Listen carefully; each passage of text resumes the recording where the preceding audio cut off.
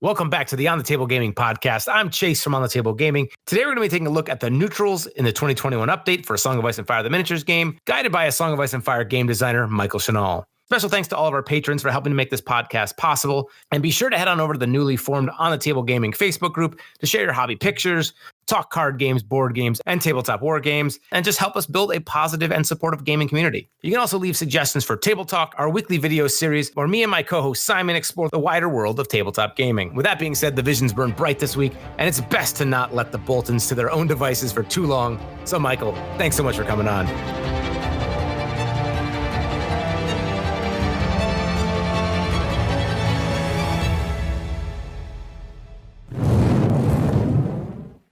Chase, good to be back. We have a very fun topic this week, don't we?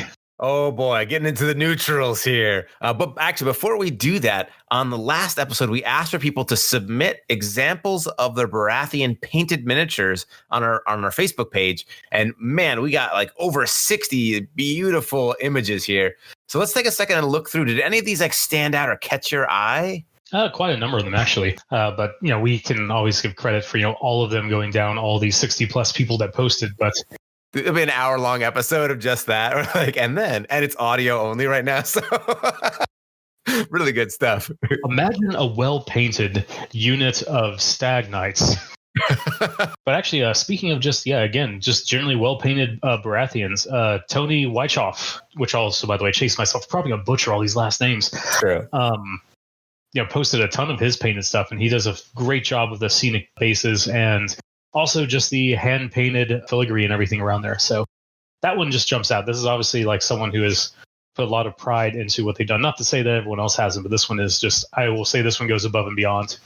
Like with this combination of just basing and freehand and everything here. Yeah, and going on that name theme, we're trying to figure out like, okay, where is this person from? And I can try and like figure out how to pronounce her name. But it's Victoria and Jealousy, I think. Posted a whole tray of just her attachments painted up, but she took the Baratheon banners from the Lannister Kingsguard and put them in the back of the tray as like maybe extra activation markers or just like a cool like scenic element.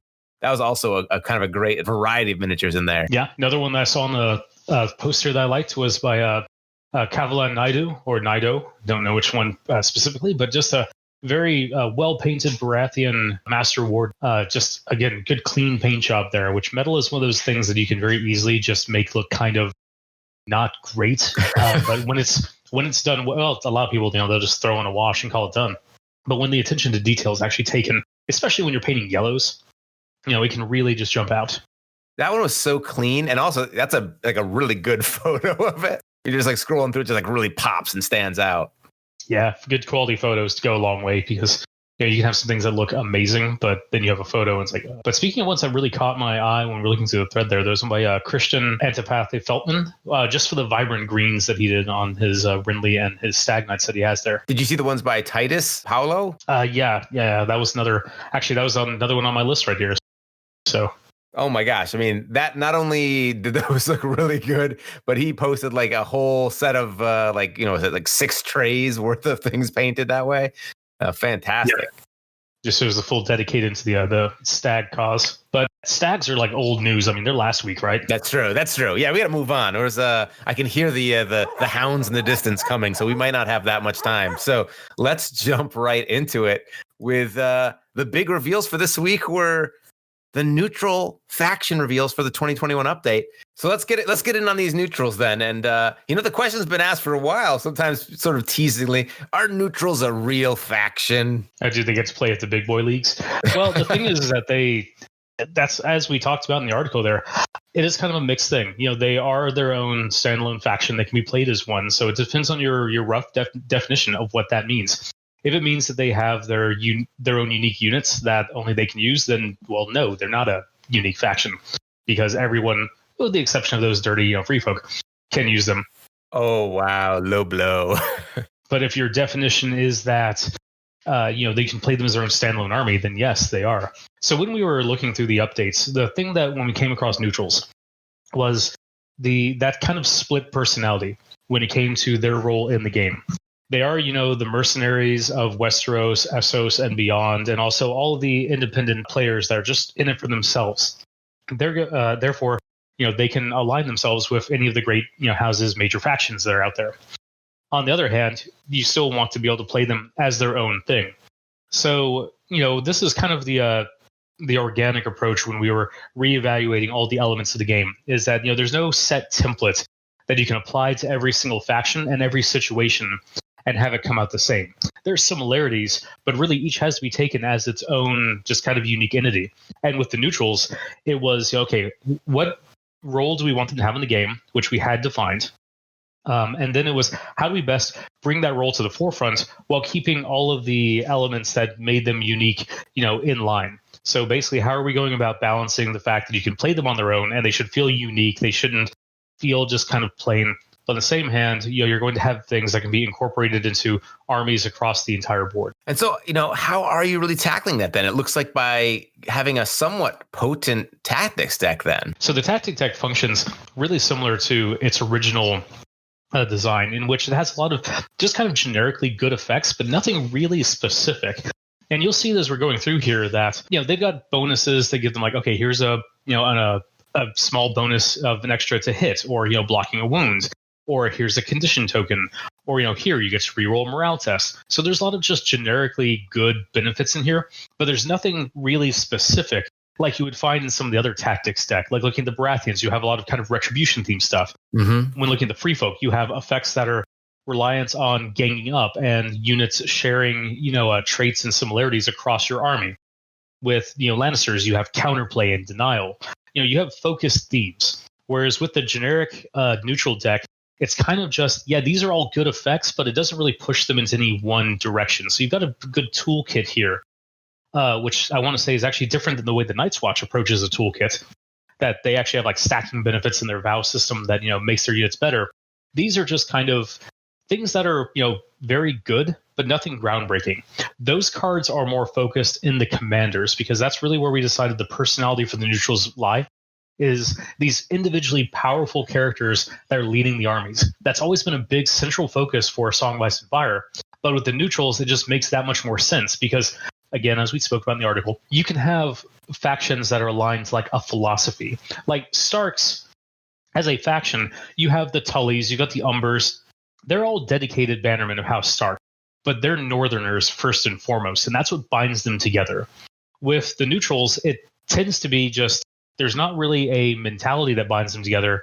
It's usually just a common goal, usually led by a very charismatic individual. In a way, they're a lot like Free Folk in this regard, that they're their own independent sub-factions and tribes and all that.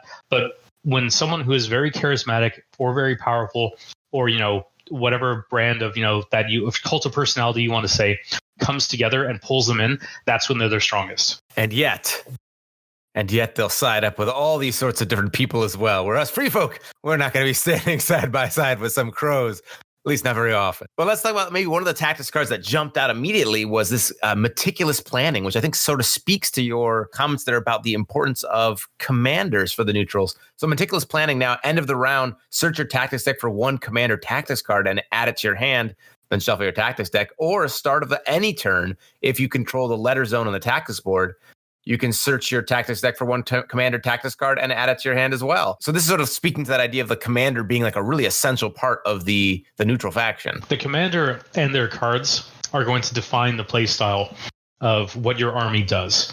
And so those 3 cards, those 6 copies, making up nearly a third of your deck, are really important. So aside from just the small generic benefits that you're going to get from the tactics deck, the other part of the cards are focused on utilizing those specific commander cards more often and to higher degrees. And you're seeing that in meticulous planning. You're seeing that in surprise strategy, where there's a lot of cycling and return for those cards because they are a key element of how the neutrals plays as a independent faction. So when neutrals were first designed, like way back when, you had the Kickstarter and you did Starks and Lannisters, and then you sort of previewed units like the Bastard Girls that really caught people's attention. Now that you've had a chance to kind of go over another pass on them here or kind of make these major updates, what was something that you're maybe most looking forward to changing? There really wasn't a lot of changes that we felt like we wanted to do. This was, again, kind of more of a refocusing than anything else, because the neutrals already kind of like, they had their identity to how they wanted to do when you had your kind of factions, sub armies. And so we really just wanted to really push that theme, like we did with the generic commanders across the board.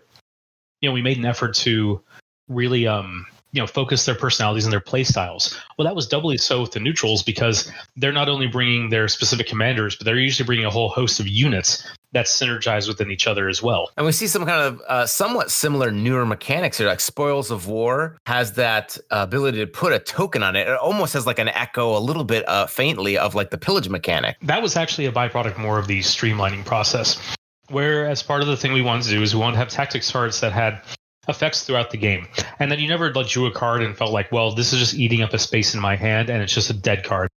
We want to reserve things like that for very powerful effects, and so a lot of these when a unit was destroyed type of effects turned into this kind of version where now they'll kind of equip to a unit, and then when the trigger is met of a unit being destroyed, they will actually switch on and give their benefits. And that just basically creates a situation where you can play the card, and it's a bit of a tactical option about where I'm going to play it, what unit I'm going to play it on. And then my opponent knows it's there. But more importantly, this card is no longer just hanging out in my hand, waiting for its very, very specific trigger to happen. That is an event that doesn't necessarily happen that often in the game. In comparison to like, being attacked or making a morale test, a unit being destroyed is a bit more rare. Then you got cards like Sadistic Games, which are kind of just like a classic example of how maybe the text has been cleaned up on cards. In some ways, it's just a changing of the wording to be a little bit more precise or in line with the new rule set. I think it now just basically switches over to having like target and a few other like kind of key phrases in it. Yeah, I mean, a lot of cards that, if they didn't have the effects changed, the effects would change just slightly, or they would get just a wording modification, just for clarifications and, streamlining and those general passes. And so, talking about how important commanders are, then you also showed Ramsey Snow, and you got two versions of him, including the sadist version, and also Theon Greyjoy, aka Reek, also previewed there. So right off the bat, Ramsey Snow in his commander version that we showed, he's got a horrific visage added, and he already had the House Bolton affiliation in the past, but now he's still got that. How does that kind of highlight his new play style or what you really envision being his role on the battlefield? So one of the changes that we did is affiliation did become an innate ability, which is it's as big as people want to make that out to be. That was not a balance thing. That was really more of a streamlining thing that that's one of those situations where, okay, does it feel a little weird that this ability can be taken away? Yeah. Yeah. Just a little bit where it's like, nothing. You're like, wow, I'm not House Bolton anymore. Like, no, forget that. But that also, sits in the category of kind of one of those quality of life changes where that makes sense from like a fluff and just like a thinking about it perspective. Mechanically, did that really ever come up too often? If someone took away that specific ability, did it have a greater impact? Not really. A little more niche, yeah. Yeah, exactly. But so with Ramsey, we wanted to, when we were evaluating the commanders, the neutrals, all the commanders got reevaluated. The neutrals had a specific, just kind of deeper pass because of the nature of how they interacted with the new tactics deck. So we wanted to make sure that they were all really, really unique, really, really pushed their play style. And, just really did that. Whereas the other commanders pushed at 110%, the neutrals pushed at 125%. The other ones go to 11. These guys go to 13. So for Ramsey Snow, he can now also take Theon Greyjoy just like before. But now Theon Greyjoy is an optional buy. You can spend the point to get him, right? And now he dies on a 6 instead of a 5 or a 6. And he's got that cool like kind of panic bomb where he's going to send all targeted enemies within short range. They become panicked at the start of a turn. But what was the thought between giving him like an additional cost? And is that something we might see with like other, quote unquote, like free units that we were used to? This was really a balance pass. His ability is a character version of a generic ability that exists. Like the Weeper has the ability where he just kills a guy in his unit and causes the same effect.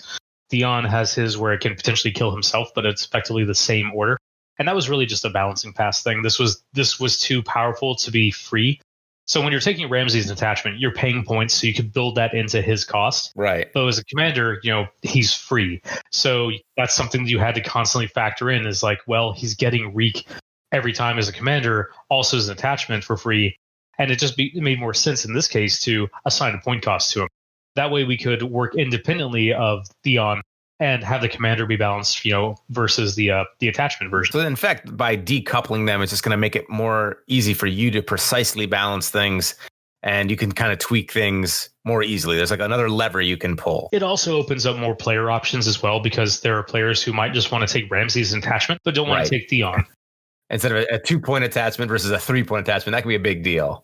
Right. It's when you cross that 2 to 3 point threshold that even though you are gaining a ton of abilities, it's still a cost. And sometimes you just don't have that point to spend. So now you have the option to go either way. And then I couldn't help but notice that this rather handsome Dreadfort captain, he did the old switcheroo with the Bolton Flare, and he's got essentially a new ability, a rotated ability, Prey on Fear. Each time an enemy engaged with this unit fails a panic test, the unit restore 2 wounds. And the other one got Spread Fear. What was kind of the thought between that? So the switch was basically just from a kind of fluff perspective. It made more sense to us that like you have the Dreadfort captain. Now he has Prey on Fear. So you can see like you have this Black Paladin-esque, just evil, charismatic individual leading this group of cutthroats that's just driving them forward and just, getting like, he's just into the slaughter and everything. And everyone is just like getting all ramped up and frenzied because of him. And then you have the Flayer, who he's not necessarily like taking part in the fight. But once the battle is winding down a bit, he's finding a guy who is left, and he is setting an example for them. Not to be confused with the ability set example, but he's doing what his namesake says, and then all of a sudden, like all the enemies across the battlefield are just hearing these like screams and everything that are coming out. That visual in my head was really when we were looking at it. It just kind of made sense. Like, okay, this feels a little bit more like on point. So that was one of the reasons. If that was the only reason, though, we wouldn't have bothered changing them. But it was also the fact that like the Bolton Flare comes in the Blackguard box. The Dreadfort Captain comes in the Cutthroats box. And while both those units synergize very well with both those attachments, we felt that there was a little more synergy between the Prey on Fear version of the Dreadfort Captain and the Cutthroats, because they kind of need the healing a little bit more because they are less of a tanky unit. The Bolton Flare, meanwhile, is upping the damage potential of the Blackguard, who, they're a very tanky unit, and yes, they have Horrific Visage, which also means they've got further abilities chances to trigger that panic test. So there's just a little bit more natural synergy with them just right out of the box. So that was one of the reasons there. I mean, honestly, it could have gone either way, and we could have just left it as it was. It's nice that you're thinking of like the community and like people who are making these purchases or have made these purchases, and that you want to make sure that they're like, you can buy the box and have like an optimal play experience like right from the go. As we said, we evaluated all elements of things. So, that includes things like this. Well, that's fantastic. Speaking of the House Bolton Cutthroats, it's been really interesting to see people's reactions to that unit. Some people saying, wow, they don't seem quite as powerful, or they're not quite as appealing maybe as the House Bolton Blackguards or Blackguards. And other people saying, well, actually, no, like, they're still kind of a bargain, and they can hit really hard. And you're going to want to have times where you do want to take multiple, 2 5-point units over, a 6-point unit and some attachments. So it's been kind of fun to see like a lot of a discussion going on about a unit already. How does that strike you? Is that maybe a sign of a job well done, or does that raise concerns? Or, when you see the community take a unit and be like 2 polarizing views on it, how does that land? That's usually an indication that we've probably done something correct, is that when in the same like post, you can have multiple comments that are saying this unit's garbage and then this unit's overpowered. It reminds me very much of the old Stark and Lannister days, where you would see posts going, Starks are unbeatable. And you have posts going, Lannisters are unbeatable. I can't win as Starks. And they would just be sitting there touching. It's like, that's neat. The thing is, like, when you're looking at, units here, that should always be a constant choice about like, well, there's not going to be one better option. It's what is better, for the army or the role that I need. Because when you're looking at like, Blackguards versus Cutthroats, that's not a fair comparison, because it's a 5 and 6 point unit. You need to be looking at Cutthroats with a 1-point attachment, whatever it might be, in comparison to your Blackguard. And then, what do you need them in that role to be? A neat comparison is when you start looking at like Blackguard and a 1-point attachment, and then Cutthroats and a 2-point attachment, both being at 7 points, and seeing, okay, well, where do things line up? So like a House Bolton Cutthroat unit, Vicious can reroll attack dice when they've targeted something that hasn't activated. And then you go and stick just Ramsey in there with them.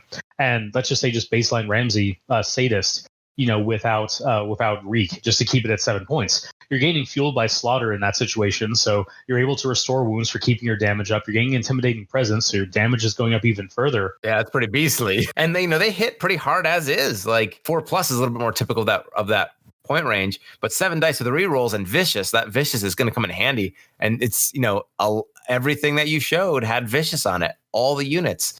So there's going to be some people running away. Well, that's the Bolton theme here, is that if you want to run an aggressive, vicious army, that's who you should be taking. Now, of course, Cutthroats, like in general, they did get toned down because they needed it. That was just the reality of it. They were a very cost-effective 5-point unit. So, I'm not going to sit there and say that, these were, there was nothing wrong with them in the previous one. They were at the top tier of the 5-point range for most options. That's not something we just ignore. So these are just brought in line to where now, like, you compare them versus like House Stark Sworn Swords. Sworn Swords have a better defensive profile, similar offensive profile, but they're much more focused around punching through armor, whereas the Cutthroats here have Vicious, so they're doing much more morale damage. So naturally, you can build around them like in the Stark army, but the natural synergies are not there so much because Starks don't really care too much about panic damage, but it's giving you an additional option and ability to do so. And that's the point of neutrals and in general, is that they should expand options available to a faction or offer different play styles. They're a supplementary force to the existing factions, where usually your in-house option is going to have some natural synergies, but there's still some merit to be said for just throwing that wild card in there about, what it can do. And then the House Bolton Blackguards, or the Blackguards, 6-point unit. Now, they took a little bit of drop in damage in the top end from the 1.6 version, but they gained Vicious. So, fair trade there. And, for an extra point, you get a little bit better survivability than Cutthroats. You get your 3+ armor. That's always impressive. As a free folk player, I'm always looking over that a little jealously. And they got better morale. And not only that, this sculpt is like, I love the Blackguard sculpts. What a fantastic unit. These guys didn't really change that much. Well, actually, so if you look at most of the House Bolton units that we previewed here, you'll see that most of them didn't really go through that many changes. And again, that's indicative of just some of the overarching, things that we were looking to achieve with 2021, is that, we weren't changing things just for the sake of changing. You'll see that pretty much most of the examples here on all of the changes that happen to the individual units are kind of just quality of life and minor balance things. Like even looking at the Cutthroats, they fundamentally still have pretty much the same stats and everything they did before. They just got toned down a little bit. The Blackguards, they didn't change basically at all, except gained Vicious on Spiked Flail. And that was, again, because of the overarching panic damage changes and lowering of their attack dice. And that's true like across the Bastards Girls. The Flayed Men, a little bit of an exception. They probably see a little bit more tweaks, but they still do what they did before. They just now do it to the caliber that we want them to achieve. And I think the Bastards Girls, some minor tweaks there, right? Things like the Tracker's Bow now automatically making the defender vulnerable instead of making them roll. It kind of cuts out a step and sort of speeds up gameplay a little bit too. But House Bolton Flayed Men, I know a lot of people are really excited about that, seeing them drop down to 8 points, because they were a fairly popular unit when the game first came out. And they still are. But I think, as their roles shifted, people found other ways to adapt and fill that need. But now, man, back at it with the intimidating presence and their war flail with vicious and critical blows again. That's just always fun to see. I think we're going to see a few more Bolton Flayed Men out on the field these days. Also, those are your go-to panic-focused heavy cavalry. So the obvious other comparisons that you have is you have your Lannister Knights of Casterly Rock, and then you have your Stark Tully Sworn Shields. These guys kind of make up the trifecta of the initial release, like heavy cavalry guys. Mm-hmm. I use that in giant air quotes. But so you have, the Starks are giving you a morale boost, in keeping with the Tully theme.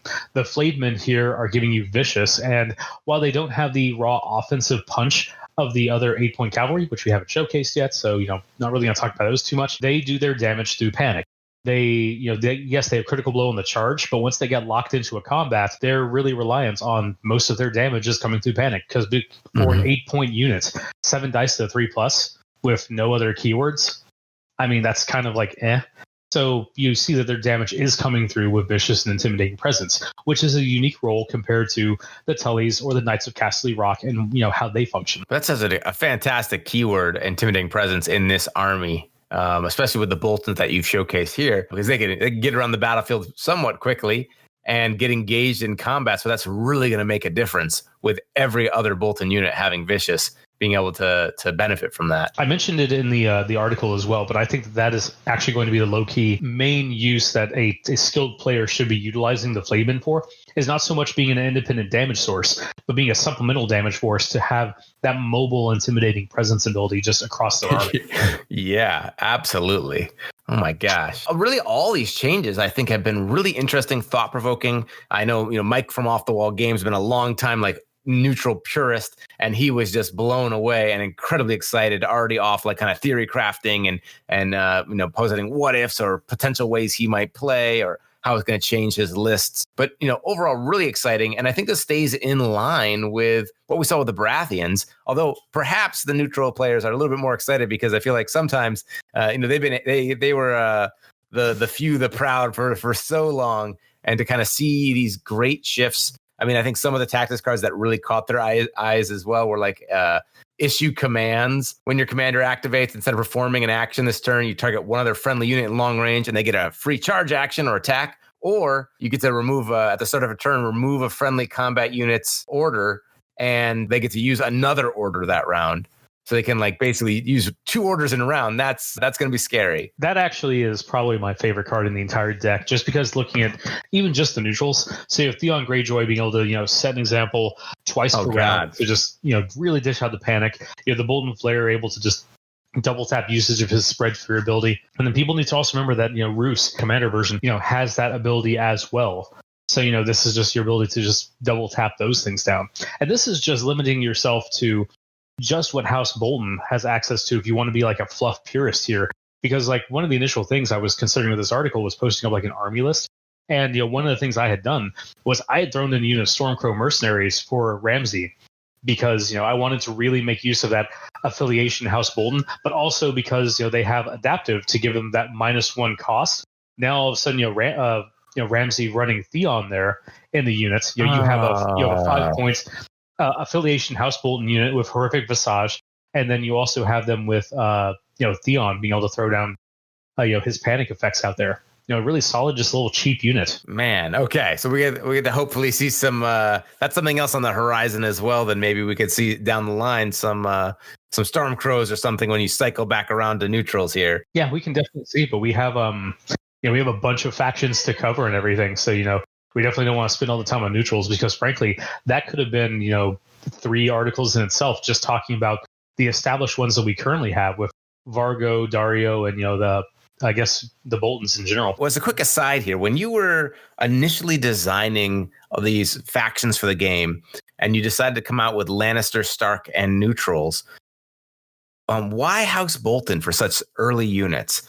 Was there like something that, a particular reason where you're like, this is the faction we want to have showcasing as our neutral force and not maybe Stormcrows or what would be Second Sons or the Brotherhood? 3 reasons. 1, they were very popular at the time, in no small part because of the timing of the TV show and everything. Mm-hmm. Also, they still remained a fan favorite kind of neutral example. 2, they were the evil guys where you had Starks and Lannisters. And yeah, people want to view Lannisters as like the bad guys, but they do have a lot of like redeeming, just kind of selfish characters. But when it comes to Boltons, it's really hard to justify like they're not just kind of pretty evil. I mean, yeah, you can say that they're self-serving, but Ramsey is not in any way a good character.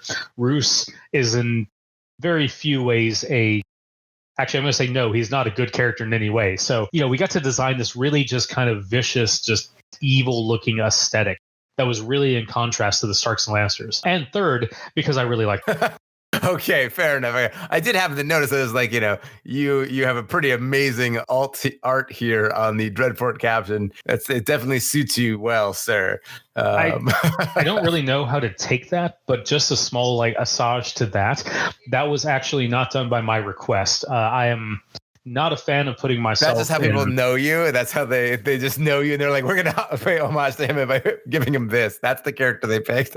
Yeah. So, I don't know what that says about my interactions and personality, that's the one they went with. Right. But like, I'm a big fan of putting our staff and, team members in our games, but I do not usually do that myself because first off, I don't like looking at myself. And secondly, it's just like kind of like, it's a little awkward. It's fun and fine to put like other people and stuff, but once yourself, it just seems like I see how it is. Okay.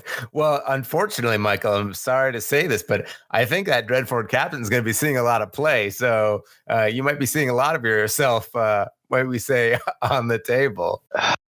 I can hear your eye roll, by the way. Yeah, anyhow, okay, so really cool stuff here. I'm excited to continue to see these faction reveals coming out. And now you had said last episode that there really isn't necessarily a pattern or a rhyme or reason to how the articles are going to be structured. But in this one, once again, we saw all the tactics cards, and you had hinted at maybe making an army list that you were going to show, but you decided not to. So is that kind of still like all out there like that, where future articles, we might, see a very different approach to things? Will we see all the tactics cards for these factions as they go around? Is that like a guaranteed? Nothing is guaranteed in life, Chase. We're never guaranteed the morrow, to quote Roderick Hassul. Wow. Yeah, pulling out the deep dives there. But seeing the tactics cards, that goes so far to explaining a faction's just identity and how they play. It's very hard to speak of a faction without showing those, and showing partials of them never gives people the big picture and leads to a lot of just kind of not great speculation. So, that's probably something we will continue to do. But other than that, the means and methods in which we show other things would probably be different. Because I know, for example, when we show the free folk, that's going to be a tricky one, because it's going to be a combination of showing the units and the attachments, because those really, they matter for every faction, obviously, like they're how you play the game. But they really, like, your unit selection really matters with free folk and how you're approaching things. And that, I mean that not just from your combat units, but also your attachments that you're putting in that unit. And then if you switch over to like Night's Watch, when we talk about them, it's not so much about, like, their tactics deck is important.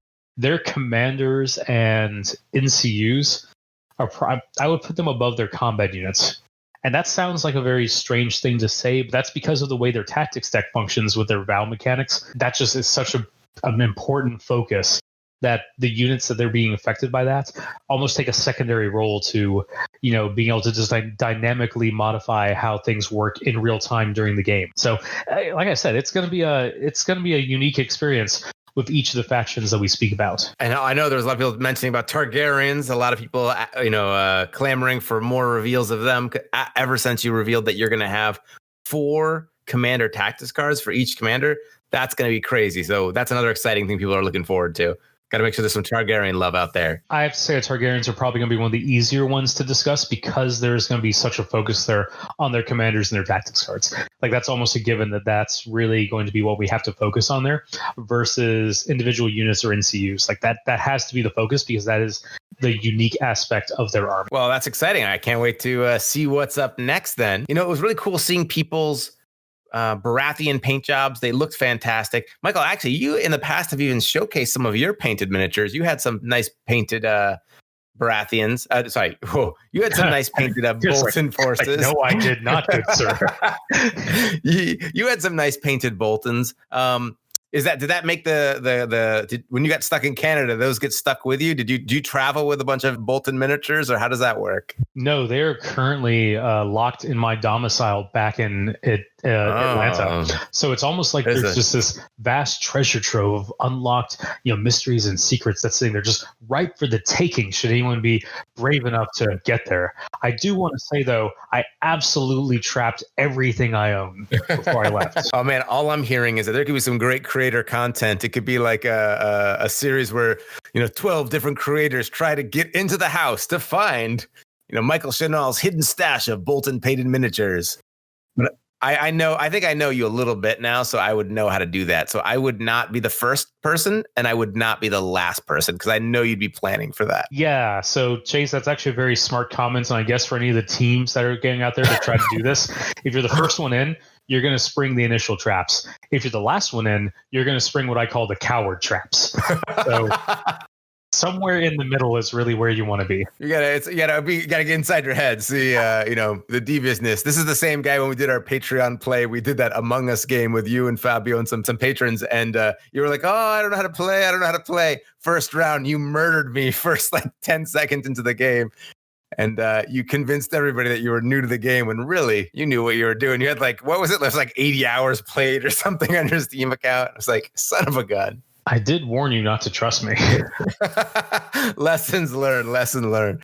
Thank you so much for tuning in for this episode. Make sure you drop in the comments on our Facebook page some painted pictures of your Boltons this week. And what's your favorite Bolton unit? If you had to pick one, Michael. Bastards Girls. Aesthetically, it's the Flayed Men. They're just, I remember like when when Big Child first previewed those things to us, like just the initial concept art, I was blown away. But like just mechanically and like flavor wise and everything, it's Bastard Girls. All right. Hopefully we can get some cool Flayed and Bastard Girls images.